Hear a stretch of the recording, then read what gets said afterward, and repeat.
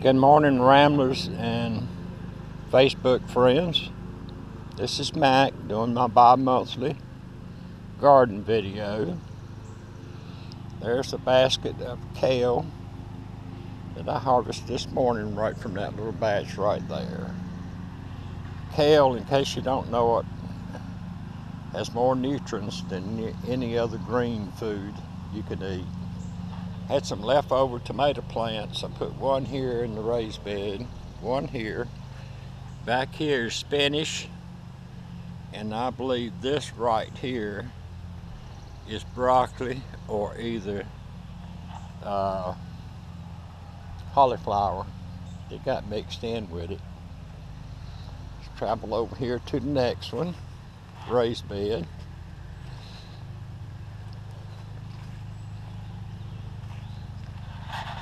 This back over here is romaine lettuce.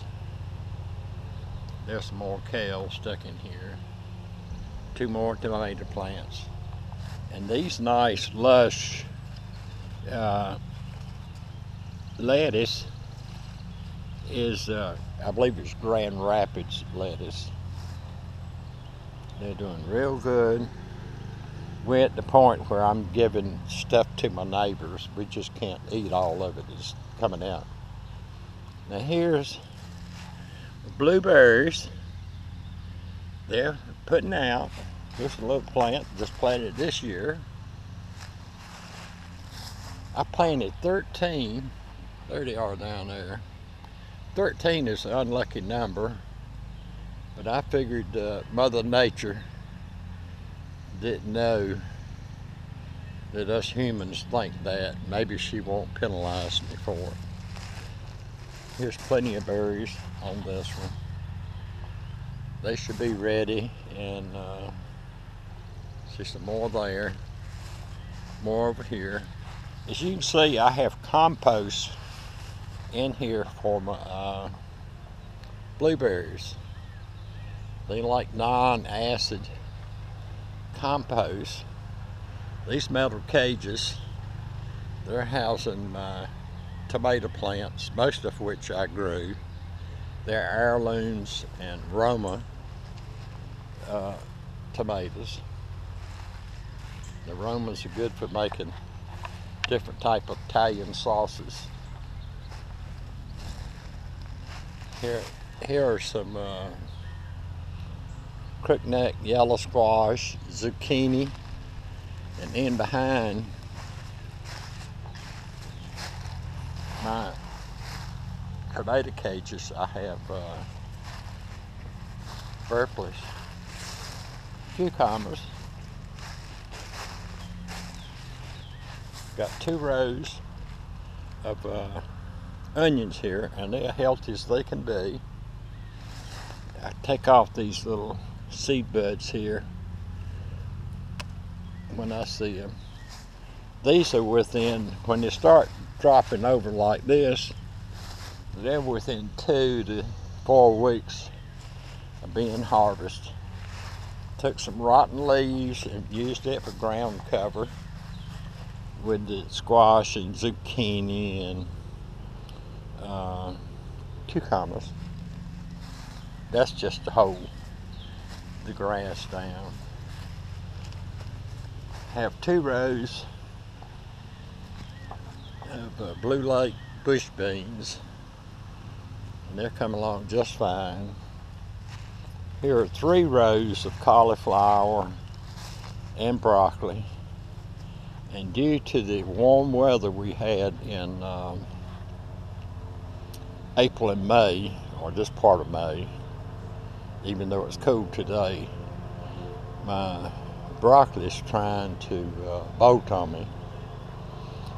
Here are 2 rows of leeks. When they get a little bit bigger, I'll pull the dirt over and cover them a little bit. Here's some peppers here, peppers there, about a dozen collard plants that I raised from seed. This is my garlic, and it is doing great. If you'll notice, they're turning brown on the end of the leaves, and when they start that, they will start falling over, and I'll probably be harvesting mid-June or early July on them. Here are my potato towers, and as you can see, they're doing great. They're going all the way down. I had 4 layers, and I've got vines coming out all the way down. See if I can find this one.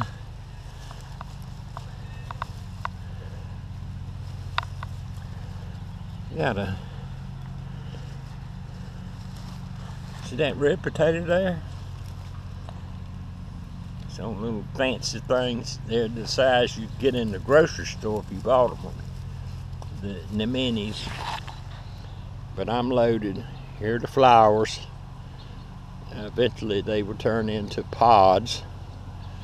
And back in the old days, they used to save the pods, dry them out, and use the seed to start the potatoes again. I'm really impressed with oh, by the way, I'm using my soaker hose, one of my old ones, to water these. Potatoes take a lot of water. I've been told they're 80% water texture when they mature. Every other day, I run my soaker hose for 1 hour to 2 hours. I might skip today because we've got rain coming. Look here, it goes all the way down to the bottom with the vine. I was a little leery of these things, but they're coming along, doing good. I haven't had any bugs, even though you see these eating places, but I don't have any potato bugs. Here's some fig shoots that made it through the winter. And I'll show you some that almost didn't. That one did. But see, the stem on this one, it got hurt by that 2 weeks of freezing weather we had in late April, but it put out a shoot. If you got good roots with these fig bushes, they will come back. Same, Cole got this one and this one, but they still came back. Same with this one here. Here's some flower seeds that my wife Frankie has had for probably 5 years. They're called Cosmos. So I took them and put them in my seed pods back in March or April, then transplanted them here in the garden, and as you can see, they're healthiest they can be. Cultivated in between the lake rows this morning. I'm trying something new this year. Hope it doesn't backfire me, and that's using these leaves. They were more or less rotted or decaying before I put them in here. They're highly acid, so I put a little lime in the middle of the row.